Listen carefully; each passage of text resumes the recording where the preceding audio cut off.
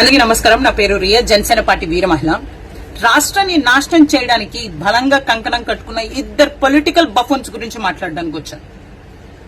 వీళ్ళు పవన్ కళ్యాణ్ గారు ఎప్పుడు మీటింగ్ పెడతారా అని చెప్పి గుంట దగ్గర నక్క మాదిరి వెయిట్ చేస్తూ ఉంటారన్నమాట. వీళ్ళిద్దరూ ఓడిపోయిన నాయకులే, కానీ వీళ్ళ ఓవర్ యాక్షన్ అంతా ఇంత ఉండదు బాబోయ్.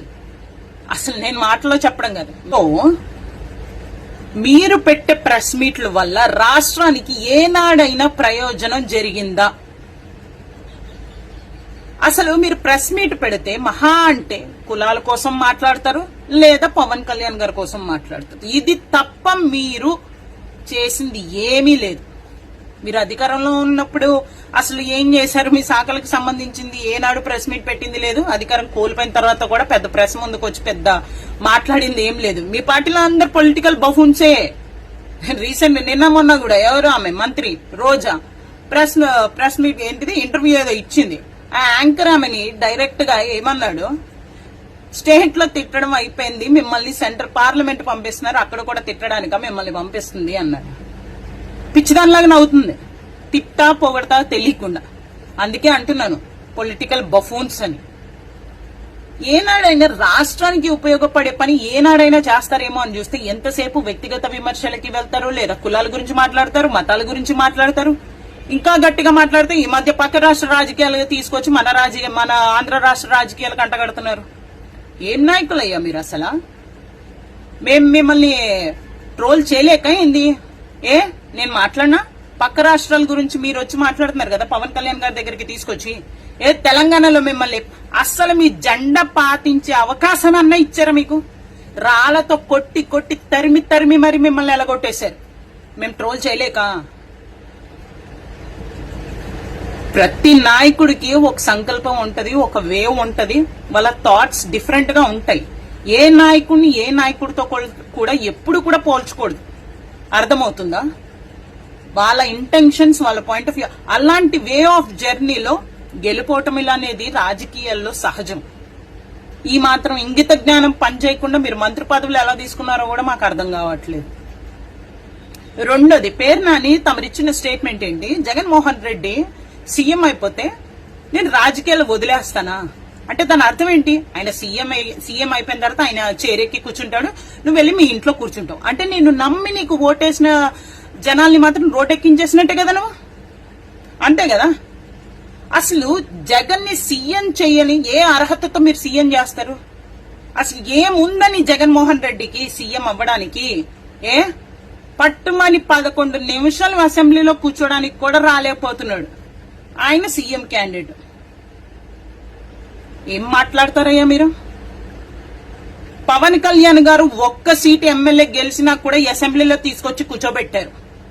11 సీట్లు గెలిచినా కూడా అసెంబ్లీలోకి వచ్చి కూర్చునే ధైర్యం లేదు. మీరు పవన్ కళ్యాణ్ గారు ప్రెస్ మీట్ల గురించి మాట్లాడతారు. మీరు పవన్ కళ్యాణ్ గారు చేస్తున్నటువంటి అభివృద్ధి చూసారా? ఆయన తీసుకొస్తున్న పరిశ్రమలు చూస్తున్నారా? ఆయన వేస్తున్న రోడ్లు చూస్తున్నారా? ఏనాడైనా మీరు రాష్ట్రానికి సంబంధించి మన రాష్ట్రానికి ఇలాంటి రోడ్లు పడుతున్నాయే, అభివృద్ధి కార్యక్రమాలు భలే జరుగుతున్నాయే, లేదా అందులో ఏదైనా తప్పులు ఉంటే దాని మీద మనం ప్రెస్ మీట్ పెడదాము అని ఏ బాపతైనా ఏ రోజైనా మీలో కలిగిందా? ఉండదు. ఎందుకంటే మీకు ఆ చిత్తశుద్ధి లేదు. ఎంతసేపు వ్యక్తిగత విమర్శలకే మీకు ప్రాధాన్యత ఉంటది. జగన్మోహన్ రెడ్డి చాలా గట్టిగా చెప్పినట్టున్నాడు, మీరేం చేస్తారో తెలీదు, కులం దగ్గరికి వెళ్తారో, ప్రాంతాల దగ్గరికి వెళ్తారో, అవసరమైతే పక్క రాష్ట్ర రాజకీయాలకు వెళ్తారో తెలియదు, కానీ ఆంధ్ర రాష్ట్ర నాయకుల మధ్య విభేదాలు వచ్చేయాలి అని. సాఫీ సీదా నీకు ఒకటి చెప్తున్నాను, మీ వైసీపీ నాయకులందరికీ కూడా క్లియర్ గా వినండి. ఎవరు కూడా ఇక్కడ రాష్ట్రంలో ప్రయోజనాల కోసం ఎవరు నాయకులుగా వెళ్ళలేదు. ఎన్డీఏ కూటమి ప్రజా భవిష్యత్తు కోసం ఏర్పడింది. ప్రజలు బాగుండాలన్న లక్ష్యంతో పనిచేస్తుంది. రాష్ట్రం ఎలా ఎదగాలని ఆలోచిస్తుంది. మీరెంతసేపు కులాల దగ్గరే మాట్లాడుతున్నారు. పవన్ కళ్యాణ్ గారు కులాన్ని కించపరిచేస్తున్నారు, మా కాపు కులాన్ని కించపరిచి మాట్లాడారు అని అంటున్నారు. ఎవరు కించపరిచి మాట్లాడారు? మీరు కాదా అస్తమాట్లు కులాల ప్రస్తావనలు తీసుకొచ్చి మీ కాపు కులాన్ని మీరు కించపరిచేలా మాట్లాడుకుంటున్నారు. పవన్ కళ్యాణ్ గారు ఏం చెప్పారు? చెవులు తెరిచి వినండి. ఏం చెప్పారు పవన్ కళ్యాణ్ గారు? కాపు కులాల సంఖ్య మన రాష్ట్రంలో చాలా ఎక్కువ, కానీ అది కులం దగ్గర ఆగిపోకండి. మన కులం సమాజం దాటి, రాష్ట్రం దాటి, దేశం వరకు వెళ్ళాలి, అంత బలంగా నిలబడాలి మన కులం అని చెప్పి ఆయన కాపు కుల గౌరవాన్ని పెంచారు. మీరేం చేస్తున్నారు? ఎంతసేపు కులాల దగ్గరే ఆగిపోతూ ఉంటారు.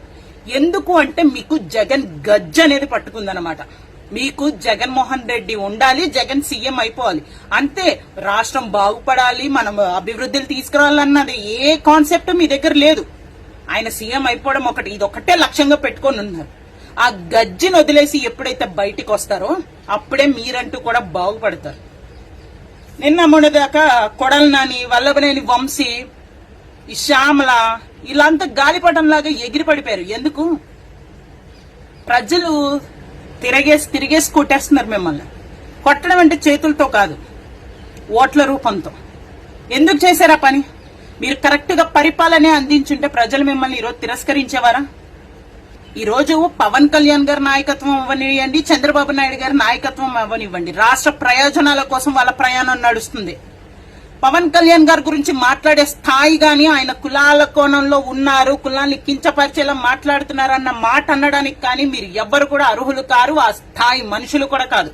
పవన్ కళ్యాణ్ గారి రాజకీయ ప్రయాణం ఏ వరకు వెళ్ళిందంటే సాక్షాత్తు ప్రధానమంత్రి నరేంద్ర మోడీ గారు స్వయాన ఇంటికి వచ్చి పవన్ కళ్యాణ్ గారిని పరామర్శించారు. ఆ స్థాయి ప్రయాణం పెంచుకున్నారు ఆయన. మీరేం చేశారు? నేను మీకు క్లియర్ గా ఒక విషయం చెప్తున్నాను. పవన్ కళ్యాణ్ గారిని వ్యక్తిగతంగా విమర్శించడం మీకు చాలా ఈజీ ఏమో, కానీ పవన్ కళ్యాణ్ గారు చేసిన పనుల్ని ఎదుర్కోవడం మీ తరం కూడా కాదు. అర్థమవుతుందా? పవన్ కళ్యాణ్ గారి రాజకీయాలు మాది కులం కోసం కాదు, ప్రజల భవిష్యత్తు మీద మా రాజకీయాలు. అర్థమవుతుందా? జై జనసేన, జై హింద్.